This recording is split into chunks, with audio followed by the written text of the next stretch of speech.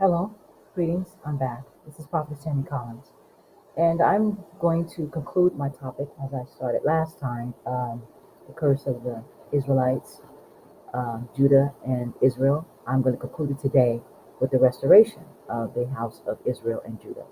There is a conclusion. There is promises God has promised His people, His chosen people, that He will restore them spiritually and with their resources and restore them back to their homeland. As I start with the topic, um, spiritual awakening of the house of Israel and Judah. I'll be following with scripture and giving you sound doctrine, and also I will be giving you a brief synopsis and analysis of the state condition that 12 tribes are in as of today. Start off with a brief prayer. I will not be with you long today. This is Resurrection Weekend, and the Lord prompted me to move forward with this topic and conclude it to encourage those who are out there listening. This message is not for other clans and other nations. It is for the lost house of Israel, His chosen people. He promised to restore them, and I have facts and scripture to prove it. Father God, I come before you in the name of Jesus. Let your word fall on ears to hear, and let those who have eyes to see you in the spirit.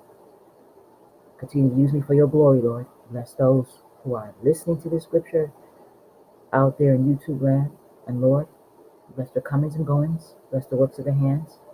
And most of all, protect them in the time of the pandemic that we're still in.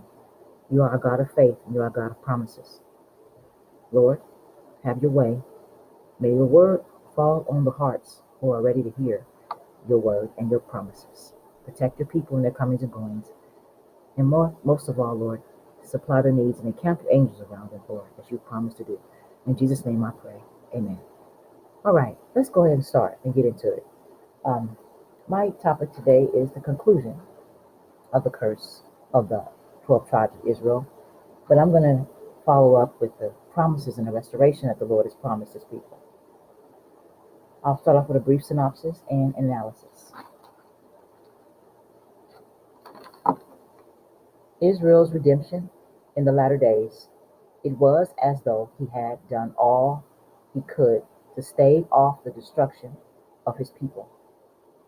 And when that was impossible, and they were actually experiencing the sufferings that captivity had imposed upon them, he turned their hearts to the future, and the source of their ultimate hope is the Lord. Analysis. The real Hebrew Jews are the Hebrew Jews. Those who see over there in Jerusalem now, they're not the real Hebrew Jews. The Israelite Hebrew Jews are scattered, and they will be gathered. Those over there today are Khazarians. They are Russian, Yugoslavian Russians. They're not the real chosen house of Israel. According to Revelations 2:9, it says, who say they are Jews, but are not, but are of the synagogue of Satan. They're imposters. The word speaks and the word validates itself. I'll continue to move forward. The Jews in exile think they are far from the Lord and must settle down in Babylon. In response, this section promises God's own self will be their temple while they are in exile. Their salvation and their, I would say, salvation and their redemption is in God Himself. He is their temple. Now let me move forward. While they are in exile, they're in exile to this day. They haven't been freed and haven't been restored back to their original homeland, which is Jerusalem. But they will be. What is more, God promises to cleanse them from adultery, other sins, gather them again, and give them back the promised land. God will renew the covenant and give them one heart and put a new spirit within them, removing their heart of stone and giving them a heart of flesh. Thus, God will bring Israel back to spiritual life in the promised land. They will not live in foreign lands forever. They're scattered all over the world, and they're in different nations and foreign lands, but they're going to go home. Okay? Now, let's keep moving. Start off with Zechariah, minor prophets, which reads Zechariah 12:8. In that day shall the Lord defend the inhabitant of Jerusalem, and he that is feeble among them at that day shall be as David, and the house of David shall be as God, as the angel of the Lord before them. God is going to renew his people spiritually and resourcefully and their property and take them back to their original homeland. Jeremiah, Old Testament, Jeremiah 33:6. Behold, I will bring it health and cure, and I will cure them, and I will reveal unto them the abundance of peace and truth. He's going to take his people through a process, restore their spirits, renew their hearts, give them one spirit, one mind, which is focused on the Lord and God. And they will follow the covenants, the precepts, the statutes, and the laws like he said, and fulfill their destiny. And he's going to restore them back to their own land and give them peace and abundance. Because out of all the nations all over the world, they were the richest chosen ones. The laws was given to them to influence and save the other nations. But when they defiled themselves and got into adultery, fornication, and passing their children through the fire, they got into sacrificing their children. They got into worshiping Baals and idols that carried demon spirits behind them. So they God upchucked them out. They were his chosen people whom he only knew because they carried his spirit. Now to this day they've lost that. A lot of them are restoring slowly back. Some who are seeking Yah in this hour, but he's going to restore his whole nation, the 12 tribes, back to where they originally were. Okay, let's continue. Jeremiah 33:16. In those days shall Judah be saved, and Jerusalem shall dwell safely, and this is the name wherewith she shall be called, the Lord our righteousness. They were a holy nation, a sanctified nation, a pure, clean nation, not a nation that is defiled like you see the Israelites today. A lot of them are defiled, and they're still in sin. But they were created as God's own people to emulate his nature, attributes, character as a holy nation. But he's going to restore them back as things unfold, prophecy-wise. Okay, let's move forward. We're still in Jeremiah, Old Testament. Jeremiah 33:7. Behold, I will gather them out of all the countries whither I have driven them, in my anger and in my fury and in great wrath. And I will bring them again unto this place, and I will cause them to dwell safely. Jeremiah 33:7.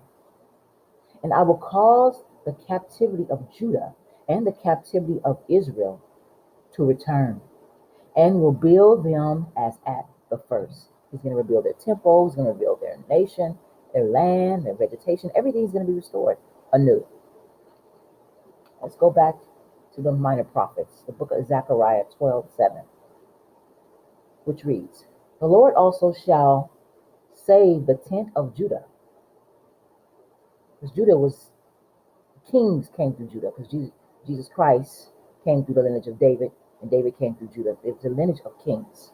So this is what he's saying. The Lord shall also save the tent of Judah first, that the glory of the house of David and the glory of the inhabitants of Jerusalem do not magnify themselves against Judah. Judah is a royal house, clan, kings, lineages came through Judah.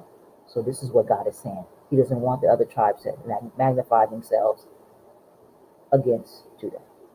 Okay. Let's move forward. The remnant of Judah and the clan of Judah. Okay. Hosea, minor prophets. Hosea 3:5. Afterwards, the sons of Israel will return and seek the Lord their God and David their king. And they will come trembling to the Lord and to his goodness in the last days. This is what he's doing. He's going to wake his sons and daughters up and prepare them and position them, restore them their health, heal them, cleanse them, purify them, and take them home. Okay. Romans, New Testament, 11:11, which reads,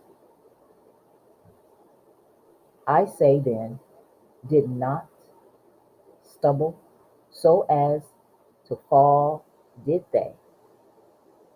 May it never be but by their transgressions. Salvation has come to the Gentiles to make them jealous. See what he did? He switched it up because of the rebellion and the transgression of his chosen people. He gave the salvation to the Gentiles, which was really meant for them first. But he's going to restore his people and give them what was really theirs in the beginning. Now he's going to wake up and he's going to save some Gentiles. There's going to be some big multitudes that's going to be saved. But what's going to happen is he's going to allow them to be saved, to graft them in. And if they choose to go home with the Israelites, they're going to go home. But according to Scripture, those royal children, offspring, will take their stands in their position. They're going to rule in their own homeland. There's not going to be other foreign nations ruling in their homeland. It's not going to be that. They're going to take their original place as God's royal people. Okay. Ezekiel, Old Testament, 11:19-20, which reads, and I will give them one heart, and I will put a new spirit within you, and I will take the stony heart out of their flesh, and I will give them a new heart of flesh, that they may walk in my statutes, and keep my ordinances, and do them. And they shall be my people, and I will be their God. These are the final promises of Yeshua, that he's promised to redeem his people back to himself, to clean them up, deliver them from their diseases, heal them from their diseases, deliver them from their possessions and demon possessions, and get them back to their original state. Because it was set that they were supposed to set the tone, the laws, precepts, and statutes, and the ordinances for the other nations to follow, but failed because of disobedience and rebellion and abominations, fornications, wanted to worship false gods, wanted to be like the other nations. But that was not God's original plan. He gave them Saul, a king that they wanted, and he raised up Samuel. He was like a prophet king, but they didn't want anything to do. They wanted their own king. He was their king, and he will still be their king when they're restored. But they fell by the wayside. They start sacrificing their children before Baals and passing them through the fire. And Yah did a lot of horrible things to his people. He caused them to eat their own children, eat their own babies. He took them into starvation. He brought them low, real low. And they became defiled. And then he sent the slave ships. And then he sent the nets. And then he sent the chains and the shackles. And dispersed them all over the world.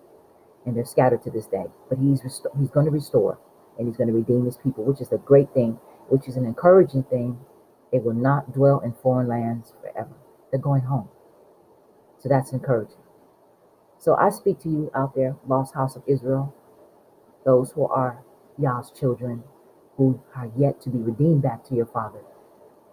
Seek him as never before, because he has plans, great plans for you, to get you back home and redeem you back to himself and place you in your royal position.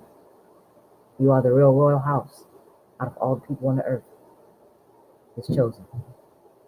I hope I was a blessing to you today. May the Lord continue to watch over you as I concluded my lesson, the restoration, awakening of the house of Israel and Judah. May the Lord continue to bless you and watch over you. Until next time, this is Prophetess Collins. Stay blessed.